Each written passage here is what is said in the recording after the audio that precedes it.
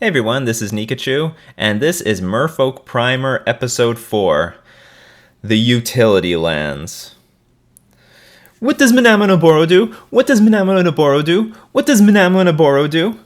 This is hands down the most common question I get. If you're watching this video, it's for one of two reasons. The first one is that you probably like my primer series.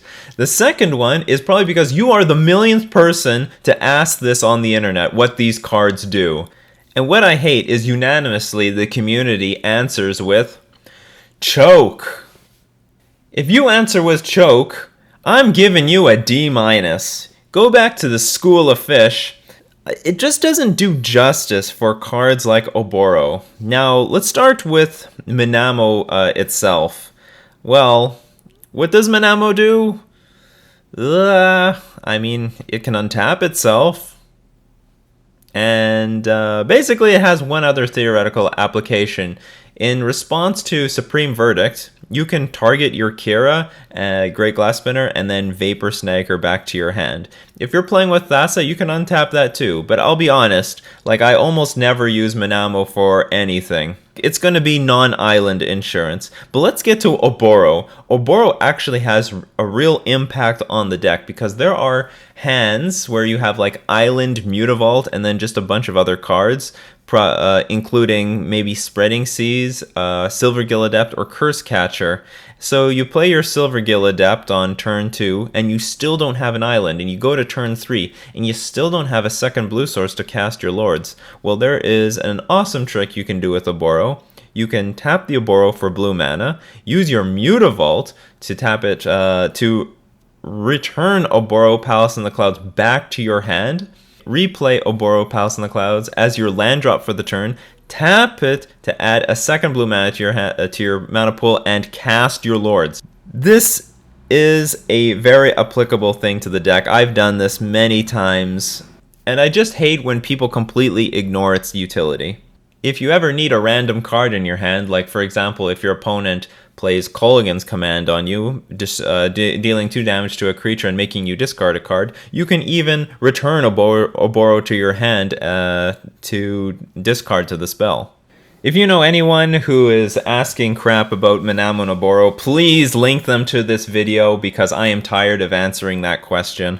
Now there's also Wanderwine Hub, which is a card that is commonly seen in the blue-white version of Merfolk, but has been recently splashed in the mono-blue version of Merfolk. I have found that Wanderwine Hub in the mono-blue version of Merfolk is virtually free. I have not been put at any disadvantage with it. In theory, if you have got a Kira in your hand, Kira Great Glass Spinner, and Wanderwine Hub is your third land drop, then it's going to come into play tap, but it is a very, very rare situation. Wanderwine Hub, Manamo, and Oboro all have one thing in common. They are not actual islands. What does that mean? It means it plays around, yes, Choke, but that is not all. Choke is a very strong, powerful sideboard card, but also Boil. Boil is seen in the Jund decks, or basically any red deck that wants to play with this card, and it destroys all the islands. And then lastly, we play around Island Walk by having non-islands on our deck so that our Merfolk opponents don't get an advantage from their Island Walk. So this is a much more full, complete answer. Next, let's move on to Cavern of Souls. Cavern of Souls is a very powerful land in the Merfolk deck because it makes all our creatures uncounterable. Don't forget you can name other creature types like God for Thassa, God of the Sea, Illusion for Phantasmal Image, or Spirit for Kira, Great Glass Spinner. Regarding the rules of Cavern of Souls, some people believe that you actually have to declare that you're adding the colored mana from Cavern of Souls when you're casting your creature to make it uncounterable. This is not true at all. Whatever creature you cast with Cavern of Souls, if it is of the creature type that you declared, then it is assumed that you are spending colored mana on it and it is uncounterable. You do not have to make any mention of it at all.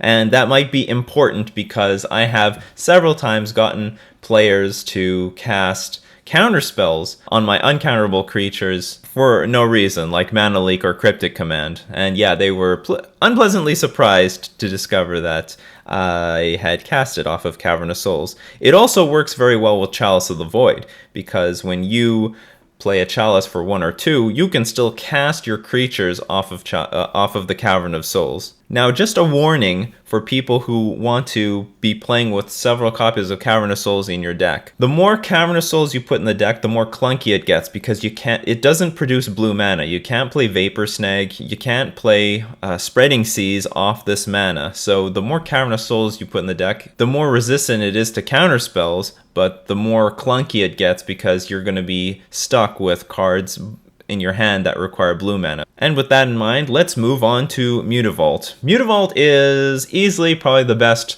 land in the deck. It is virtually a 2/2 uncountable creature for 0 mana. It has protection from sorcery, so that means all the sweepers and Anger the Gods. Don't forget that Muta Vault gets pumped up by not only your lords, which pump up all your merfolk, but also Master of Waves. Master of Waves pumps up all your elementals, and Muta Vault is all creature types, so that includes elementals and merfolk. If you have a Kira Great Glass Spinner in play, Muta Vault will not have protection until it actually becomes a creature. So if your opponent plays a Ghost Quarter on your Muta Vault, and you think that you can activate Muta Vault to give it protection, it will not. The Muta Vault was already targeted before it was a creature, and the Ghost Quarter ability will resolve and destroy the Muta Vault. And if you try to activate Muta Vault and in response they play Ghost Quarter, it will still destroy the Muta Vault. So Muta Vault has to be activated, turned into a creature for it to have that protection from Kira. If you play Legacy Merfolk and you happen to also play Mishra's Factory, keep in mind that you can pump up your Muta Vault because he is an assembly worker. Muta Vault is colorless. That means he gets around the protection from colored crap that comes with some creatures, like Goblin Piledriver, which has protection from blue, or Etched Champion, which has protection from all colors. So he is capable of blocking these creatures. And this isn't a big deal, but he basically has protection from Combust and Rending Volley because he is not a blue or white creature. But be careful, because the fact that he is all creature types is sometimes a disadvantage. For example, if anyone is playing with Olivia Voldaren, she has this ability for 5 mana to steal vampires. So the moment you activate Muta Vault, they can just take him, but he can't be killed by Victim of Night.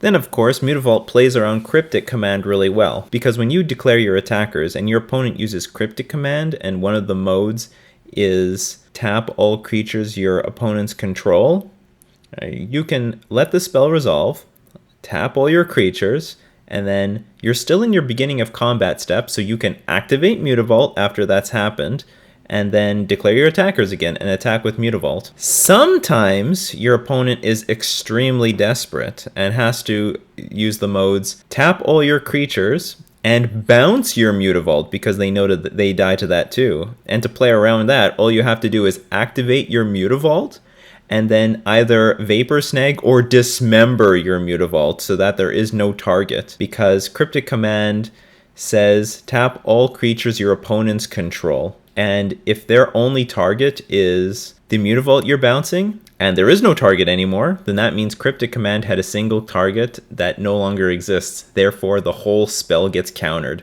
and you can just attack with your creatures as normal because they won't get tapped anymore. So moving on, we're going to talk about Tectonic Edge and Ghost Quarter, and there is a bit of a debate over which one should be played over the other, and it's simply metagame dependent. Tectonic Edge works very well in games that go long, and Ghost Quarter, it works very well in some very specific archetypes. The main difference between the two is that Tectonic Edge is not card disadvantage. For example, when I use Tectonic Edge on another land, it's just trading 1 for 1. Whereas when you use Ghost Quarter on another land, you are losing 1 permanent, you destroy their land, but they get to look for another land, so they didn't lose any permanents.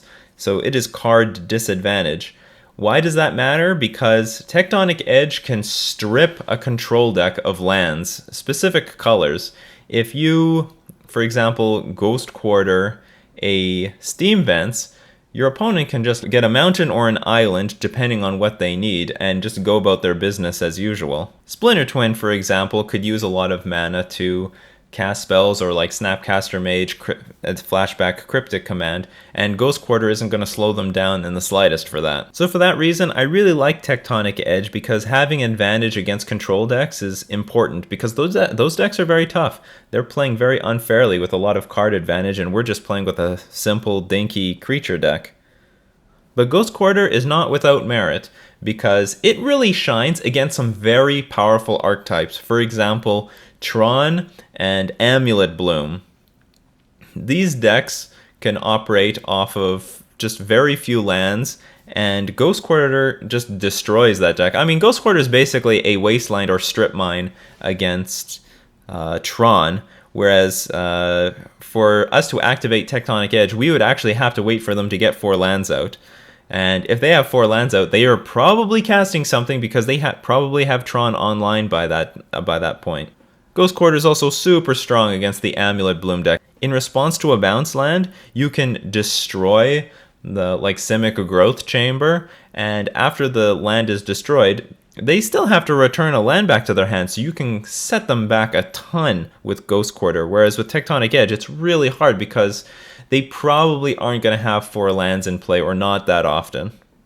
If they have 4 lands in play, it's probably means that they've got their game going already. Ghost Quarter, I think, is also very good against basically Ink Moth Nexus and Blink Moth Nexus. Infect and Affinity probably don't get a whole lot of lands in play, and Tectonic Edge becomes a lot less useful against those decks, whereas Ghost Quarter, I think, is a lot more interactive. Tectonic Edge, I think, overall wins in the Manland War, for example, against Jund or Abzan. Trading 1-for-1 with their manlands not only destroys the manland, but also hurts their mana base, whereas if you Ghost Quartered one of those decks, they're going to fix their mana base by searching out a basic. Ghost Quarter isn't without some hidden utility, though, because if you just have Ghost Quarter left untapped, you can always destroy one of your own lands to search out an island to play a well-timed Swan Song, Spell Pierce, or Vapor Snag. In some cases, it can also help filter your land out of your deck against another deck where Ghost Quarter might be completely useless.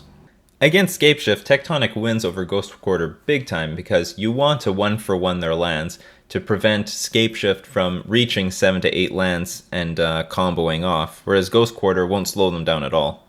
So the takeaway here is that I think Tectonic Edge is the overall better card. However, Ghost Quarter is better than Tectonic Edge against certain archetypes in certain metagames. So those are all the playable lands in the Merfolk archetype. Let's go over lands that people constantly bring up but are terrible for the archetype.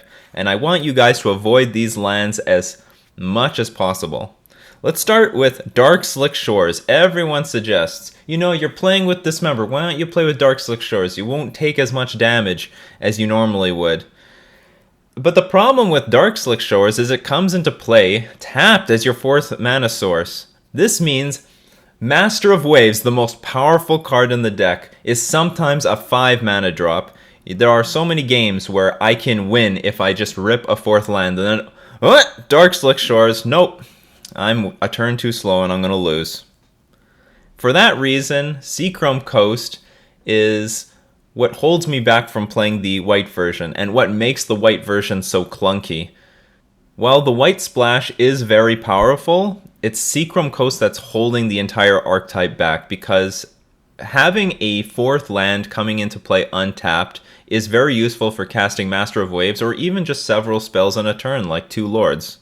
By the way, Dismember is not in our deck so that we can play it for 2 mana. It's in our deck so that we can play it for 1. So even if we included Dark Slick Shores, we're still probably going to take the 4 damage pretty often. So moving on, Mystic Gate. Anyone who wants to splash white, or even play some land like this in the deck to help fix the mana in some way and play around choke and stuff, are completely wrong. This card is garbage.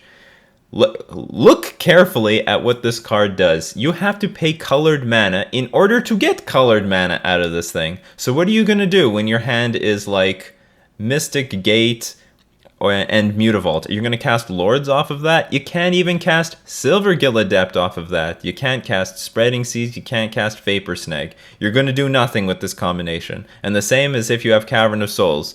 This Cavern of Souls plus this land produces nothing. It is super ultra clunky, and it's going to make the deck super inconsistent. No, never play this land. Next, we have Fetchlands. Now, Fetchlands are completely fine if you are playing a two-color version of Merfolk. Fetchlands are perfectly fine. They fix your mana. That's what you need to use them for. But if you're playing the mono-blue version of Merfolk, Fetchlands are completely useless. People want to include them just to filter out lands in their deck because Merfolk players are scared when they flood out. But let me tell you this. 1 point of life that you lose from fetching, that's 5% of your entire life total. And I don't know if you know this, but when you fetch one land out of your deck, you're decreasing the chances of drawing a land by less than 1%. That's how the math works out. So, in my opinion, that's just absolutely not worth it. Losing 5% of your life total for this 1%, that's pretty dumb. This is assuming you're at 20 life. What if you're at 10 life and you really need this land? Then you're like sacrificing 10% of your life total. Your life total is very delicate and you can't give away free life points against any deck. Especially decks like Scapeshift or Burn or Affinity or any creature deck or anything aggressive against you. Next up, Fairy Conclave. Oh, it comes into play tapped. Well, yeah, you're completely useless. If I have a 1-land hand with Vial, yeah, I'm going to be set back 2 entire turns. And then there's Nykthos, Shrine to Nyx, which is yet again another piece of brown mana. How often are we going to have a lot of devotion on the board in a format with so many removal spells? And even if we do have a lot of devotion, like what are we going to deploy? Just 1 or 2 lords from our hand? If you ask me, we already have a card that gives us extra mana, and that's called Aether Vial. I wish this was self-explanatory, but the battle lands from Battle for Zendikar are completely useless in the Merfolk deck. I mean, it's like the opposite of Darkslick Shores, where, of course, we're going to cast Master of Waves on time, but we're not going to cast anything on the early turns on time, because it's going to come into play tapped as our first and second land drop. And lastly, basic lands. If you're splashing a color, don't include any basic lands. You need as much blue mana as possible to cast things like Spreading Seas, your counter spells, and Vapor Snag. If you include some basic land like Plains, then it's almost like another source of brown mana because it has such a narrow application to the rest of the deck. And there you have it. That's my primer on the utility lands for the Merfolk archetype. Like, share, comment, subscribe. As usual, give me ideas for future primer videos, although I must say that I think I'm going to choose the next primer video. It appears that the community is losing faith in the master.